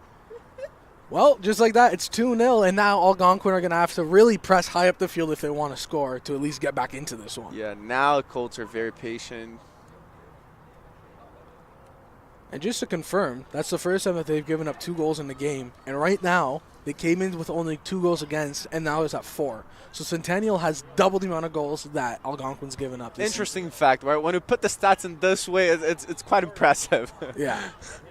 And this was all Algonquin this half. It was all Algonquin, and maybe the last 2 or 3 minutes, the pendulum was starting to swing in Centennial's favor as they were, on offense a little more, and they struck while the iron was hot. I believe they were not really being able to capitalize on their opportunities. They were just keeping possession, right? And now 2-0 is going to be even harder because the Colts player are even more focused now on defense, right? There's no reason to rush attacking. There's no reason to do more risky things. The ball goes to the court, and Joshua in a rain. Molina gets the rebound on that one, but Brian Alvarez able to stop that one. It was cleared off the line, but the ref is going to call a free kick anyway, since we're going to see another sub coming in. But first, check out the replay. Yeah, it happened a little before that. It's okay. All good, but I'm interested to see what the substitution is for Centennial. Fresh legs, I believe that's Michael DeMichel coming in for Luke Ilyema. You have phenomenal vision. I just remember, here's a right back. Very, very good player. Played entire last season, and I believe he's in his 2nd season right now, DeMichel. And very, very, very fast player, very communicative, if that word even exists. Yeah, very good at communicating with his back line. So now Duarte is at 6 goals on the season. I also recognize his cleats. That gave it away. There it is. So he is now tied with 2 other players for 2nd most goals this season. Still 1 behind McCure, who is on Algonquin. Do you think he catches him in this game? That's what I want to see. It'd be nice to see. And then maybe if he scores another to take the lead by himself, then what would you see? A hat trick. That's it.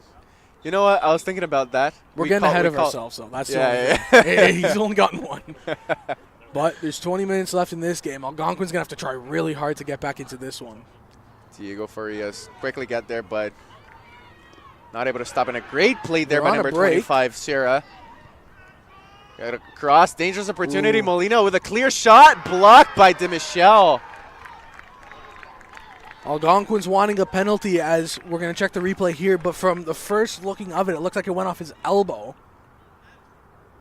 Yeah, he turned into it. Part of his body, no penalty call, no handball. I wouldn't call a penalty on that one. I think his arm was aligned to his trunk, so it was not intentional. It was not like his arms are open. His arm was over his chest, so and he didn't have the wing of his elbow out. He was twisting away from the ball to shield himself, and the ball just went off his elbow. So think about it. If his arm's not there, it hit his ribs. No penalty call for me. Crossed. Emergency cross by Sicarelli right here. Keith's not able to get a header. Wolves are keeping the possession. Now for a counterattack on the left side, Merker. It's going to be a free kick. Foul call. Merker started limping a little. I saw him limping in the first half. I don't know if maybe he just came into this game with a little bit of an injury or picked one up in the first half. Very important game and a very important player for the Algonquin Wolves, right? It's not like you want to be out of a game like this. Yeah, especially from what we've seen so far as being a very intense game. Yeah. You see the refs just talking to Duarte in the wall. I don't know if it's about just stay on your line until the ball's kicked or prior things that we don't know about, but always interesting to see when a ref goes up to talk to a player specifically. Ball goes to the floor, deflected off Duarte's back, and Joshua Narain's going to keep that one. Goes to the ground to let his team reorganize. Goes for a quick long pass, not really high. Didn't really go through. Duarte fights to keep that one back. Vlasi's there right now applying pressure, but the Algonquin Wolves are able to get away. That's Connor David. Yeah, you can see a little bit more of an intensity in Algonquin and a little more of a sense of urgency, as now you got to score 2, not just 1, just to get back into it. You have less than 20 minutes left on the clock. So now you really desperately need to get 1, at least, as quick as you can to really start putting the pressure back on Centennial. Algonquin's player, I believe, that might be number 8, Vivolo. Just kind of fell on him, but the ref's going to give a corner kick. Yeah, he was really calling for a penalty right there. I don't know. It seemed like a normal, regular contact, especially in the box. I don't think the ref would call that one, but yeah, Algonquin's been asking for a couple penalties this half, which is very interesting. And I don't know. I wouldn't want to say desperate, because this is the best, most offensive team in the league, and it'd be tough if you're just trying to score goals off a bunch of wishful penalty calls. But still got sub 20 minutes left on the clock, so they got to score now. Doesn't hurt to ask for it, though. No, it doesn't, because sometimes wishful thinking, the ref can give it to you, but this ref's he's been good. He's held his ground, giving fouls that he felt was fouls, not really listening to the players much, not giving them what they want, not giving them what they're telling him. He's ruling the game as he thinks it should be, right? Which is good, which is what you want to see. Yeah. Seems like Sumi is walking out of the pitch right now due to an injury. We got ND Sam. Now this is interesting, because Centennial only have 10 men on for this corner. Good cross in. Cross, and Joshua Narain safely securing that one. Not in any rush to send this one forward, as he knows only 10 men. He's now back onto the pitch, so it's 11 versus 11. Play short with Alvarez, but a lot of pressure, a lot of Algonquin players right there. Brian Alvarez almost able to get a touch, and foul called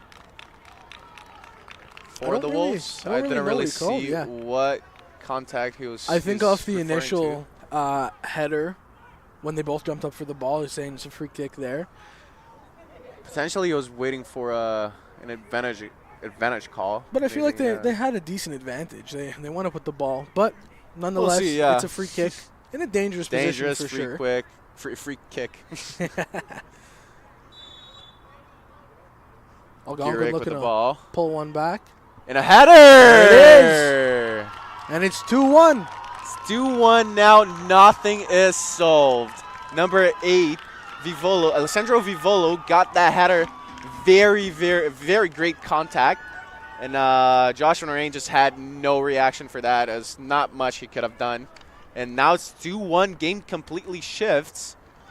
So we were saying they need to score quick, and now they got 15 minutes to get a second one.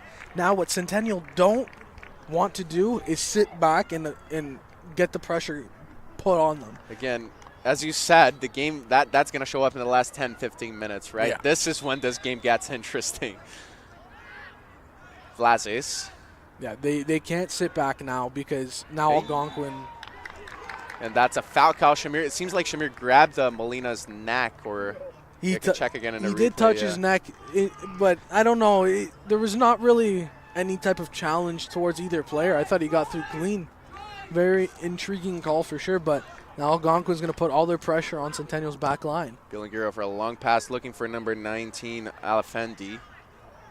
And a good chance and a save. Great by save Josh by Narain. Narain. Blocked and cleared out by Sumi. And that's why he's the best goalie in the league. What a save by Narain. Let's check into the replay with his left hand. Now, we were talking about Algonquin's defensive plays, only giving up 2 goals going into this game. This is only Josh Narain's second goal against all season long. Stats are equal now. They double it too. Yeah, right? Yeah, you can see literally the entire Centennial College team is so far back, because that's a great challenge there. Farias able to keep that one inbound. Clears it out, not high enough. Blocked, still danger still there. Shamir gets a header, finds Keith. Keith with his shoulder. That's a great play right there. Just unfortunately, the ball gets cut out. That's 16. Como. Great turn there. Aziz goes down. It's going to be a free kick against Algonquin. As now Centennial, whether it was a legitimate free kick or not, they're going to drop every time there's contact, try to just not only slow the game down, but just take the sting out of it. Try to work the clock a little bit, get a couple seconds taken off, and just kind of slow everything down. Can get desperate, right? You cannot really rush anything right now. It's a very delicate moment of the game. Every mistake is crucial. As we saw, that free kick that we thought was nothing ended up leading to their goal, Algonquin's goal. Josh Narain getting ready to take this free kick. Just going to launch it all the way down the field. Keith not able to get that header. Aziz, ball goes through, finds Merker. Sumi gets that one. And a foul called on Aziz. Quickly plays with Diego Farias on the left side. Diego didn't really. He does incredible to get the ball back and win it. Great play by Diego there. Wow, he runs touch, past him got as well. the front of that. And Diego, what a cut. And goes that's to the gonna ground. Be a free kick just outside the edge of the box. Just outside the box. Great play. Diego Farias kind of lost that ball a little bit, but rushed to get that front. What a run. He went through like 5 of them. Like, they really did just need to take him out. But outside of the box, it is a free kick. Just 100%. Outside. That was centimeters away from the box. That could have been a P kick. I'm intrigued to see if there was going to be a card shown on the play, as I do not know. So we're going to watch this replay another time. I would not think it would be too much. As you see in the replay, if he gets past that, it would have been a clear opportunity for a cross and maybe a shot. That's why I'm thinking it would be a card. Yeah, a card wouldn't be too much. So. I don't think there was a card ruled. That's just a very, very dangerous foul now for the Colts. You know Duarte is licking his chops for this one. Maybe a little too close for a shot and maybe a little too wide. We'll see. We've maybe seen people score pulls these it before. out. Yeah, and when that happens, I'll tell you, it fires everyone up. Now, he has scored a free kick at home this season. He's looking for his second, not only free kick of the season, but also a second of the game, to become joint top scorer of the OCAA season. Let's see what Duarte's going. Seems like he's the only one. It's going to be him whether he shoots it or if he crosses it. As you can see, there's 4 Colts players back just in case they want to absorb any type of Duarte counter. Goes for a Shamir. Shamir with space for a shot. Blocked. Merker's not able to keep that one inbound. Just bounced off its face. Duarte decided to go for a short pass, for looking for Shamir there. We've seen this duo, Duarte and Shamir, working before, but It was now- it was the right call. I wouldn't have shot it there, but if there's anyone on Centennial to shoot it, it would have been him. Algonquin's trying to counter quick. Good lob over. It's going to be just kicked all the way down the field again. And Diego Farias fighting to keep that one. It seems And the ref's going to give a goal kick. There's we got Jack Middleton here saying that there was a touch on the Algonquin's player, but ref didn't quite see that.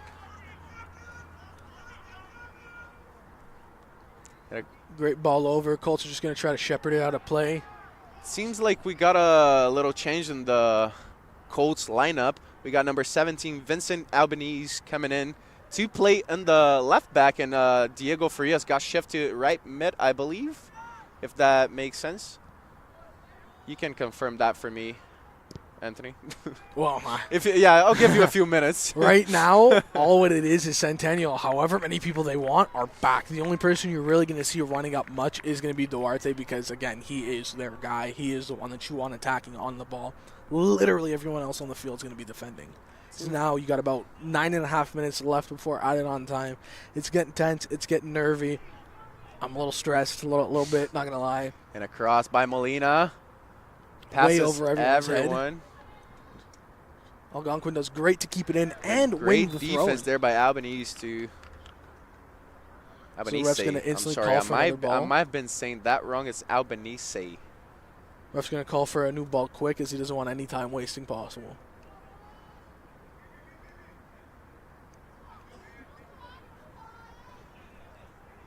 Algonquin launches this one into the box. Long throw in. Molina with the header. He scuffs the Yeah. clearance and they keep the possession. That time it's cleared just farther out. Como does good to win it down. Centennial's going to try to leave this one out, and that's going to be a bad tackle. Hey. And things are going to get chippy here. As Algonquin still have escaped with no cards. I And want to say I do not think that was on purpose. I'm not going to lie. Vincent, things started to get a little heat up there, and Connor David ended up on the ground, but it might have been just a misunderstanding. The ref went there to give Vincent instructions, and I believe that now he's saying that it was just might have been an unfortunate contact. I don't think they're trying to start a fight right now. well, either way, Josh Lorraine's going to whip it back down. Well, I don't think you do literally anything else with it. Go boots all the way to the other side. Diego Farias tried a header on that one, and that's a foul called in favor of the Algonquin Wolves. Yeah, free kick. I don't know if there's just contact when both players jumped up. Billinguro takes that one, plays on the other side with Tosun. Tosun with Molina. Through pass to Vivolo. Colts clear that one out. It's going to roll out of bounds. A throw in for the Wolves. Got about 7 minutes left on the clock before added time. Tosun. All the way back to Perry. So now he's going to be playing like a very defensive center back. Billinguro with number 2, Maffos. Tosun. Long pass in the box. Oh, and There's a Brian slip. Alvarez slips and But somehow he almost gets up loses and the clears it. contact, clears it out. This is all you're going to see for the next 7 minutes. So Yeah. that's the ball. They launch it all the way back to Perry. Billinguro in the middle, intercepted by Aziz. Coma. And Diego Farias very, very energetic Fired in up, that just celebration. Shouting over at Como as he kind of just turned around and was like, okay, sounds good. He's had a very good game. Very, very good game. Very physical player as well, but he's done good. Merker. Molina is going to be forced to restart that for the Wolves. Quick 1-2, back to Molina. Molina turns, goes around looking for an option. Just trying to shake off the Centennial defender. That's Elefandi. And there Cleared it goes. out by Diego. And Nicholas Perry is going to restart the play for the Wolves. Yeah, Centennial's not giving them an inch right now. About 5.5 minutes left. DeMichelle gets the contact on that one, keeps it in game, and cleared out by Ciccarelli, and foul called on. That's a very soft free kick given by the ref there, as he just kind of fell over. It's interesting considering that we've seen him letting a good amount yeah. go. But I guess because it is 2-1 and it's the team that's like on offense is losing, I understand, but I don't know. It's still a very soft call from this ref standards to give. And another dangerous foul for the Wolves. This is how they scored last time, cross in, although other side of the field, but they're dangerous. Molina's taking that one this time.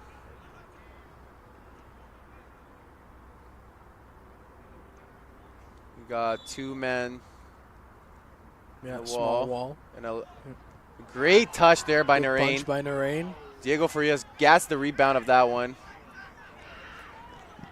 Farias doing good first as that one little touch got it away from an instant shot on goal, but went right back into Algonquin's players. Algonquin restarting. It's Vivolo. I'm intrigued to see how many added-on minutes the referee will give for this one. It goes off the foot of DeMichelle, another corner kick. The ball goes over the fence, so players just rush to get a new one. Right. I believe the Colts are getting ready for a substitution. I would assume it would be for another defensive player, as right now you're just it trying would to plug only the make holes. sense, I believe. We got Vlasis coming out and coming in. Jack, if I can get a confirmation on who that is, please feel free. So tell Vlasis you're not going to the halfway line. You're going off right here in front of Algonquin's bench. Luca Ferrari, maybe? I don't know. See when he turns around, can see his jersey number. But yeah, definitely another defender, another tall defender. I cannot see. It's too bright. It is Luca, number 13. Yeah, number 13, Luca Ferrari coming back in a corner. Molina took that one, goes a little too high. It's going to be a goal kick. Just kind of crossed off. Alifundi is able to get that header, but just ruled out of bounds. A goal kick for the Colts. Sorry, ruled a foul. Josh and Rain just going to punt this one upfield again. We currently have 3 minutes left on the clock before added on time.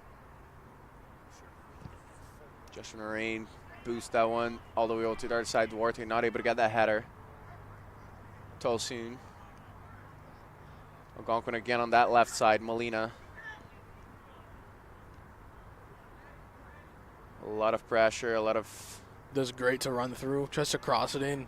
Deflected off the Colts player, and they're just going to clear it. DeMichelle just boosts that one away. We got 3 minutes left. All the way back to Perry for Algonquin. I'm on the edge on my chair here. I'm kind of like looking to see what's going to happen. He launches it all the way down to Josh Narain's going to take that one. He's going to play with it on his feet until someone forces him to pick it up. Play with the time a little. Alifundi goes there to make sure he takes that one with his hands quickly to put the ball back in game. Tries to launch it all the way down to the corner.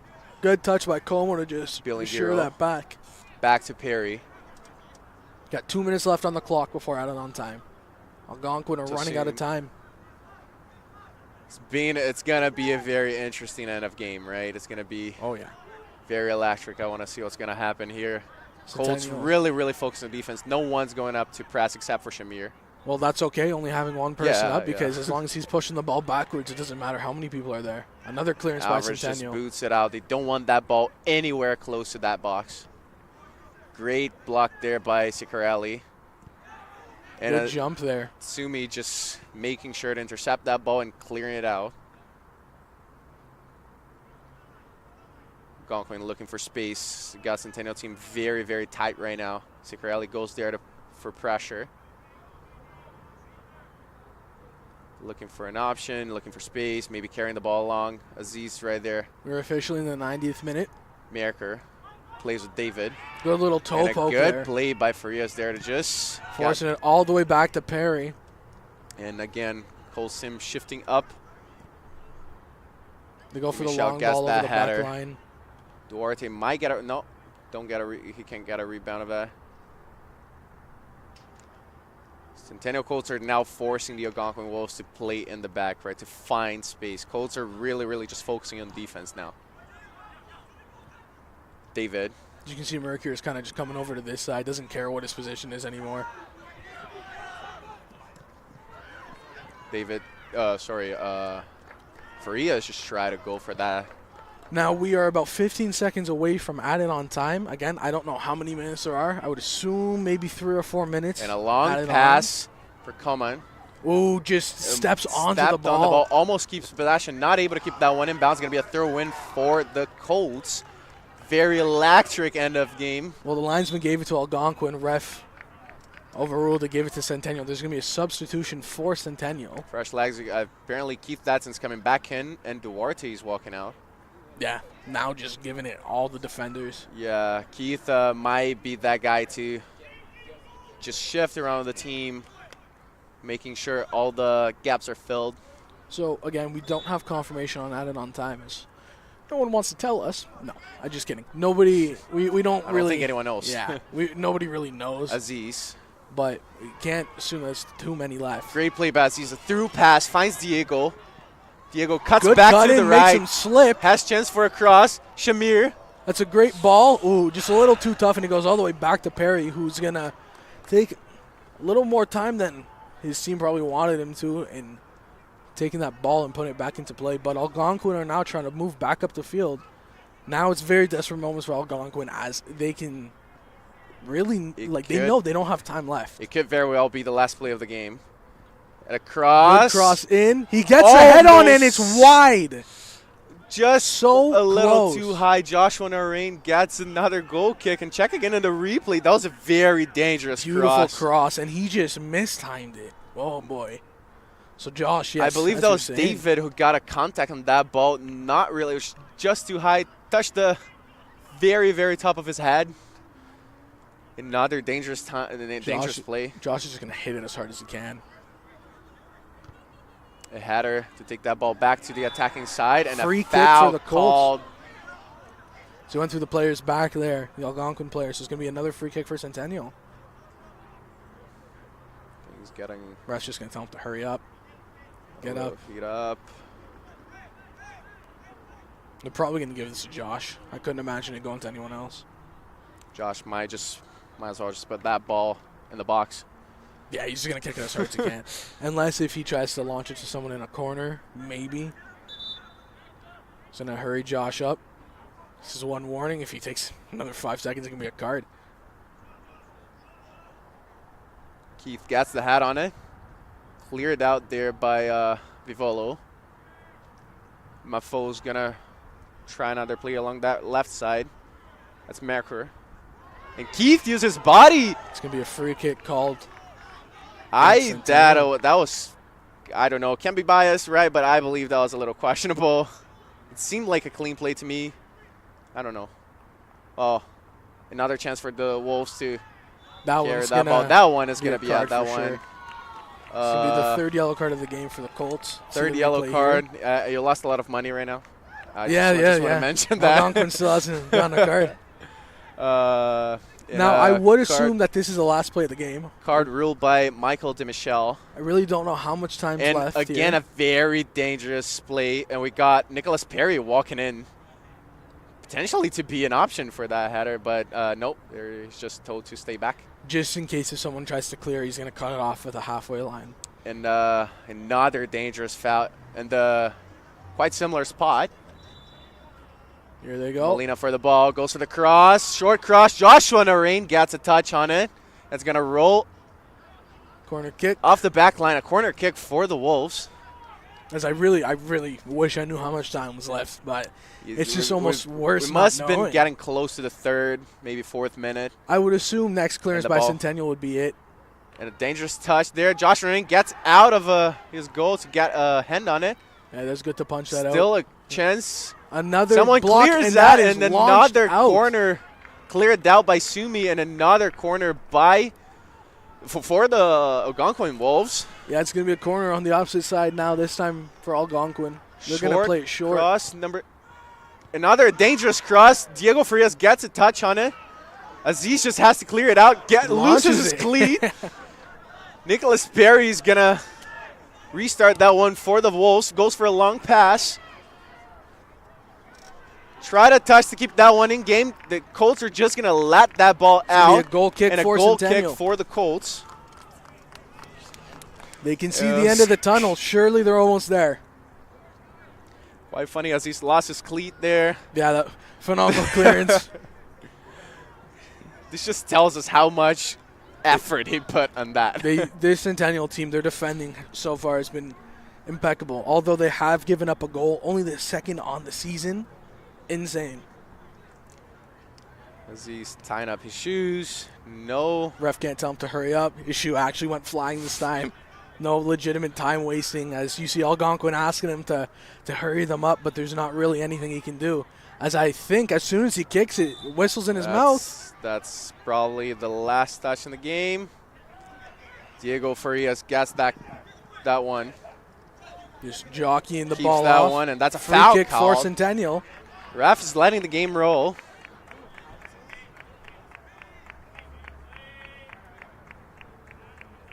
Algonquin rushing, maybe looking for more time to score the equalizer, but Colts are just very tight on defense. Now, if I were a Colts player, I'd run into the corner with the ball here personally, but looks like they're just going to send it all the way to the opposite corner. Looking for Datsun, maybe get a lucky touch there. And It's gonna be a that's goal called kick. a goal kick. Datsun very frustrated about that call, but no time for that. They have to run back. They have to play defense. Apparently, the ref's going to let that one roll. Yeah, I just really wish I knew how much time was It must have left. been getting close to the 6th, 7th minute, potentially. Well, here we go. Algonquin's launching the ball back up. I don't know. I really don't know why the game is still rolling. There's not a lot of interruptions in the second half. It's just because, again, we don't know how much time he gave. We can't really, like we don't know, that's the thing. So we're just kind of speculating here, but Algonquin just trying to launch the ball up. And that's yellow card for sure coming, that was a tackle that needed to happen. No, I don't know if there's going to be a yellow card for that. Very interesting one. I feel like that was one of the hardest ones. I think, let's check again the replay. Yeah, that's no ball. Yeah, I don't know. I think the ref just doesn't. Well, now, okay, this should be the last play because now you have Algonquin's goalie up coming in for the cross. How interesting would it be if Perry scored? Very last play of the game. Very dangerous fall. Again, Molina's going to put that one in the box. Molina for the ball. Goes for the cross. David gets a touch. If he touches it, he should be offside. And cleared out. No crawl yet. No clear. Keith gets the hat of that. And that's game, ladies and gentlemen. Centennial have done it. The last, actually not the last undefeated, but the last team with the perfect record has fallen and gotten their first loss. 2-1. What a game. What a very electric last 10 minutes of stoppage time, I guess. Very stressful last couple minutes, but Centennial are buzzing as this team has come so far from last season. And this is a huge win. Huge win.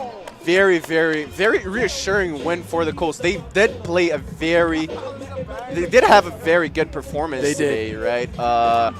We got everyone participating. I could not really tell who stood out, but Duarte, Shamir. Duarte scored, but it was a tap-in, so it wasn't all him. There was a lot of play. In the first half, you had great performances from Centennial scoring.